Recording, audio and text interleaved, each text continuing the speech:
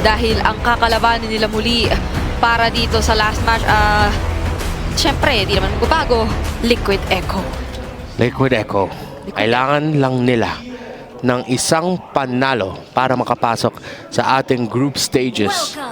Naghihintay, knockout stages rather. Naghihintay na ang Homeboys. At yung maganda dun kasi, if ever Liquid Echo nga yung manalo dito, tas sadly, ma-eliminate na ang Team Spirit. Yung magiging matchup ng Homeboys at Liquid Echo ay magiging placement battle. Oo. Kalabanan sa top 1.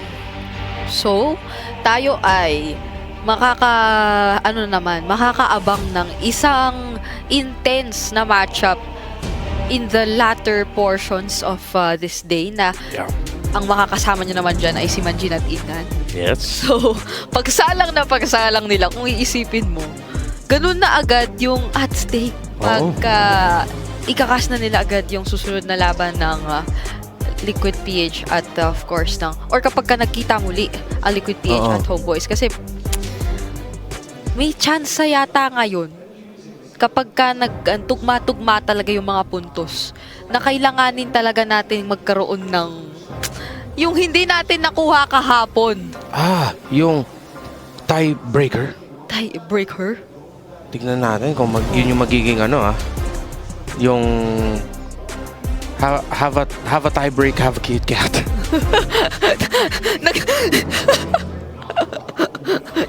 Alam mo, masaya ako na benta yan sa'yo Kasi nung sinabi ko yung joke, parang pakiramdam ko medyo Nakita ko kasi siya sakto. Okay. Tapos akala ko parang nakasulat talaga siya. Pero apparently hindi. It was a very creative idea. Salamat. Diba? Maraming salamat sa iyong suporta, Brigida. Walang anuman. At welcome po sa ating game number 2. Again, sinabi na nga ni Brigida, sinabi ng panel, nakita nyo sa draft, yung dalawang kapunan. Kung makakakuha ng isang puntos dito ang Team Spirit, hindi pa sigurado na secured yung Liquid Echo sa knockout stages. Yes. Kaya, kung ikaw ang Liquid Echo, syempre gugustuhin mo na rin ma-secure ang iyong pwesto at ang iyong pagkakapasok doon sa ating magiging knockout stage. Pero yun yung interesting no? Kapag naman yung top 2 natin yung magpapantay, kailangan na natin makita yung magiging seeding. Pero dito na muna tayo sa gitna dahil napa-flicker out agad ni Carteezy, si Sunset Lover. Grabe ka, Carl. Nung nakita niya yung Vexana, ginamit niya kaagad yung Last Insanity. Para lang maka-force ng reaction. Good call yun kasi na-force nga yung flicker at yun na nga dahil walang flicker. Si Sunset Lover. Nahuli siya doon ni JP. Ginamit yung sarili niyang flicker plus combo ng Edith. Alam naman natin gaano kahalaga na makuha mo agad yung level 4 mo prior to the turtle. Lalo kung isa ka sa mid laners dito sa labang ito.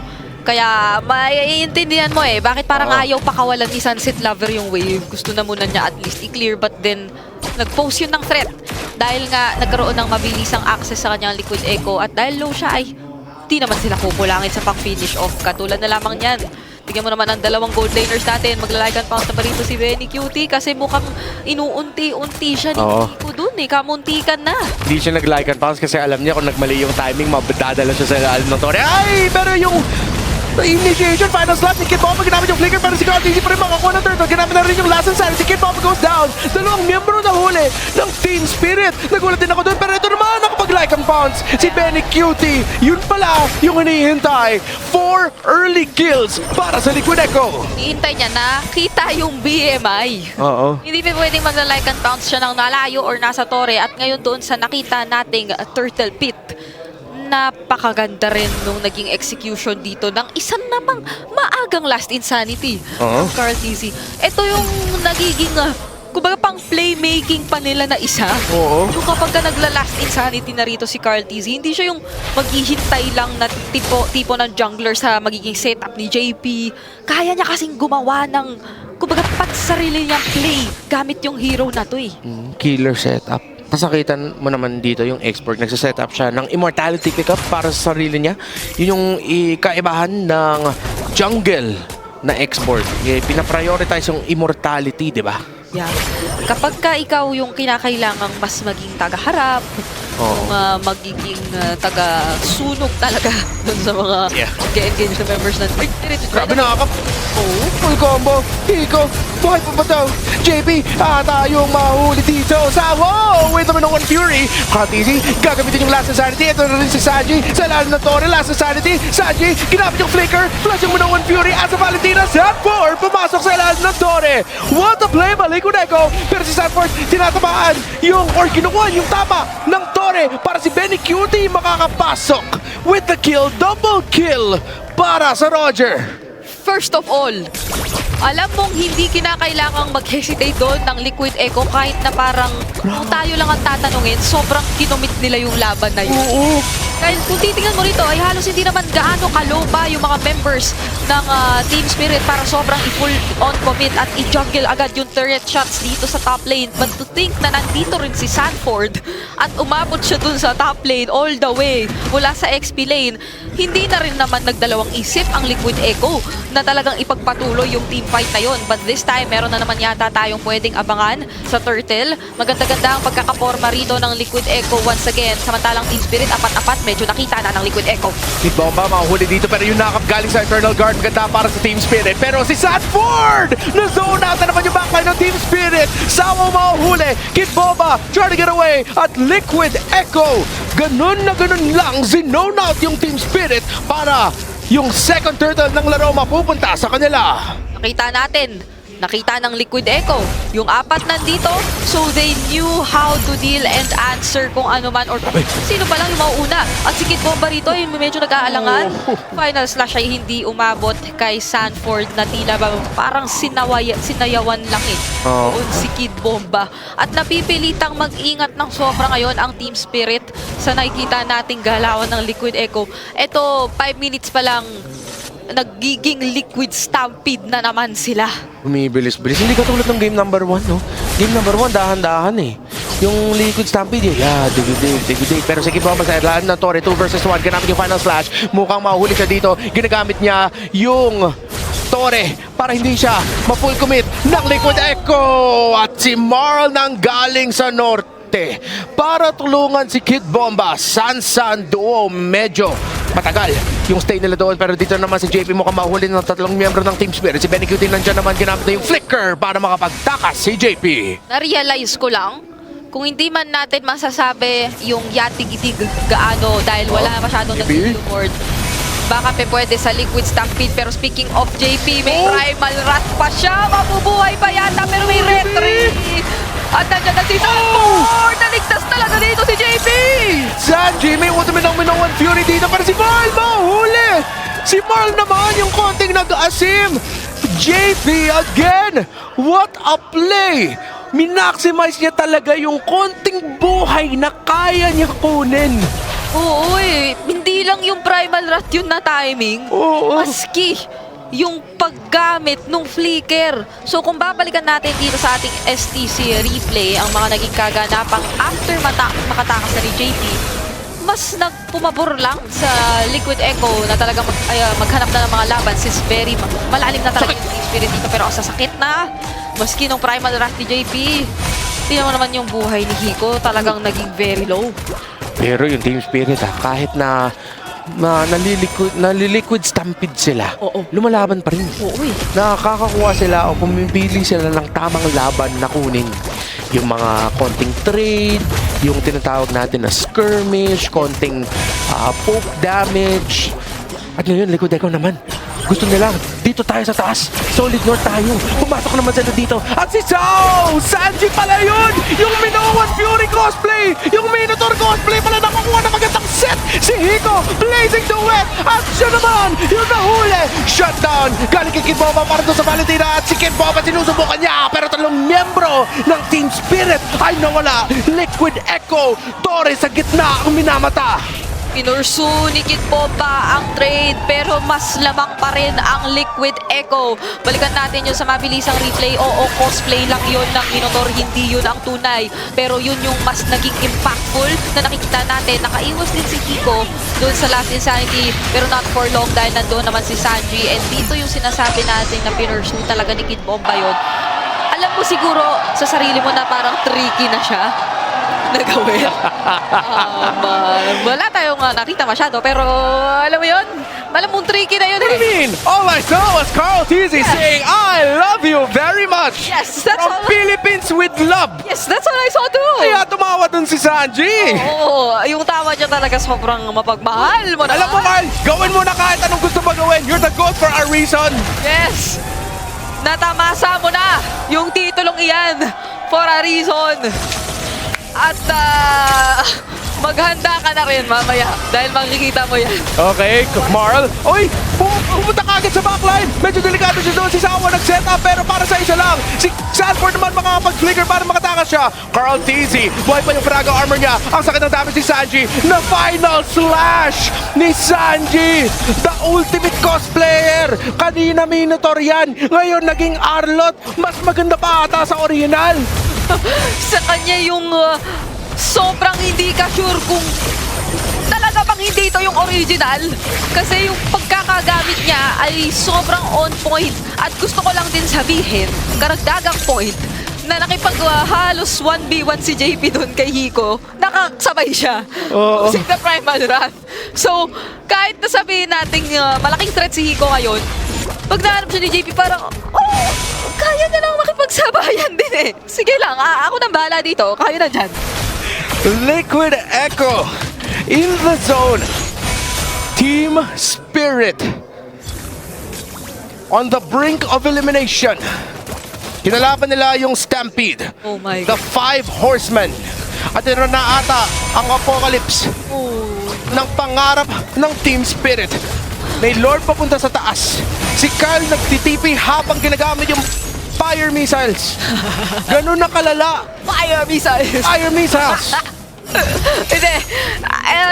Oh my goodness tayo kasi maski si Sanji nag-re-recall na rin dito and alam mo na tuwa at na-excite rin ang Liquid Echo sa nagiging labang ito. Base pa lang sa player camps natin kanina, I mean. So ngayon, kasama nila ang Lord na nagmamarcha sa top lane at kinakailangan dumipensa ng Team Spirit. Final slash and full combo dito kay Sanford. Binuga na ang lahat para sa Pakito pero may response yung Liquid Echo. Si Conti din nasa likod. Last Sanity ba gagamitin niya? Nasa ilalim ng Torre pero hindi siya makakalapit dahil nakatakas yung mga miyembro ng Team Spirit. Si Marl! Ang nahuli ni Benny Cutie! Godlike for the Roger! Liquid Echo, 1-for-1 yung naging trade. Tingnan natin kung makakakuha sila ng Torre o hindi. Ito na yung paunti-unti na pag-convert na naman ng Liquid Echo. Kukuhain na rin nila yung second tier bottom lane turret dito ng Team Spirit at minimake sure na talagang sulit yung kanilang na-secure na Lord. Nakita natin yung magandang paghanap at engage dito ng Team Spirit and I think na nag-contribute yun ng malaki sa kung paano nila nagawa pa ring depensahan ng maigi yung incoming waves dito ng Liquid Echo. Pero kapag ka dumating sa punto na mahahanap at malilikuran na naman sila. Kanina, naging alanganin for a moment yun kasi may last insanity ni Carl Tizzy na hindi naiwasan. Pero ito na, meron na namang laban sa baba. Delikado dito, grabe yung poke damage. Delikado si Benny Cutie naghihintay ng like and pounds pero hindi na makikita yung magandang panahon para gawin yun. May passive pa yung Torre. Sa gitna ko, hindi ako nagpap lang ako, nawala na. I told minutes, nawala na. Wala na. Oh no. Sakto-sakto pagkabanggit mo na wala na siya. Oo nga eh. Pumatak na tayo ng 12 minutes. Parang nahiya yung passive. Sila, hello, ayoko po. Hello, saglit lang po. Saglit lang po. Pero sakto naman din ay hindi naman nila sobrang pinapakawalan pa itong dalawang inhibitor turrets na meron sila. Oo. And for Liquid Echo also, they're not forcing na sobrang magbabad at mag-overextend. Mukhang ang gusto nilang maging next step talaga ay etong Lord na magsuspawn in just a bit na baka lumabas din sa ating entablado. Di mo sure. Oo. Pero ito na nga, sisimulan agad ng Liquid Echo at potentially i-burst down pa nga yata. Oo. Rush na lang yan. Mahirap na para sa Team Spirit mag-contest. Pero si Kid Momo, si Marl, si Sako nandito. Delikado dito po na pwesto. Baka makalapit dito si Marl. Pero si Carl Tizzy pa rin. Makukuha ng Lord. Last Insanity. Ginamit na rin ng ultimate ang Edith ni JP. And there goes the damage. And there goes Kid Momo. Sawo. Pumasok si Sanji. Yung Minoan Fury ni Sawo. Nakaundera ng Team Spirit. Lumala laban pa rin! May laban pa rin ang mga representatives ng ECA. Benny Curie with the damage, pero si Hiko nakapag-free hit. JP at Carl TZ na lang may iwan. Last Insanity sa Claude. Yung damage ni Carl, buhay yung X-Borg. Sobrang clutch! At gusto natin yun balikan panigurado at sama-sama na nating tignan yung pinaka-recent na mga naging kaganapan. Tignan mo rito si Hiko. Hindi na siya nag-BMI pabalik. Tinabihan niya na lang talaga si Carl TZ at minake sure niya na until the very end, i-attempt niya na i-take down doon yung jungler ng Liquid Echo.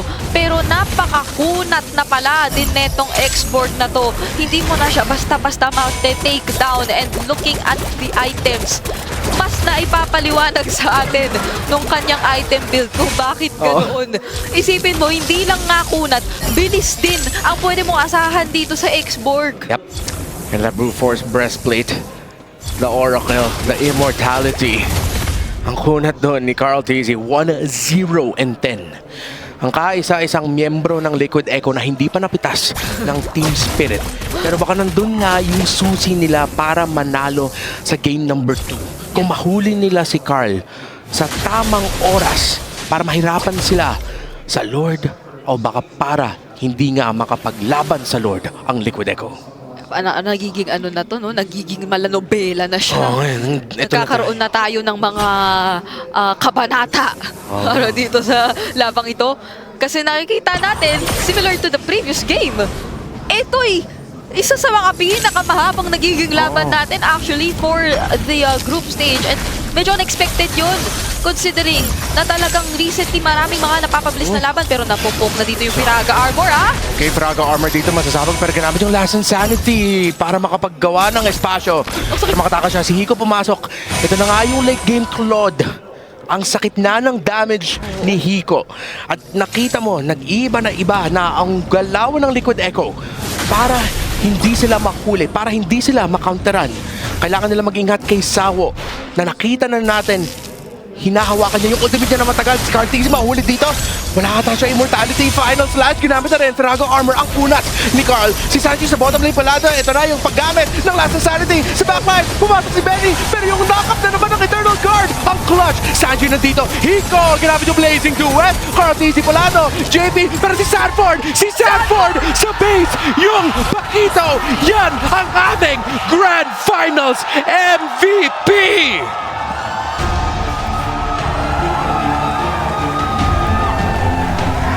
Hindi nila alam, hindi nila sure. Nandun na pala yung Pakito sa base ng Team Spirit. And grabe, hindi natin inisip na gagawin nila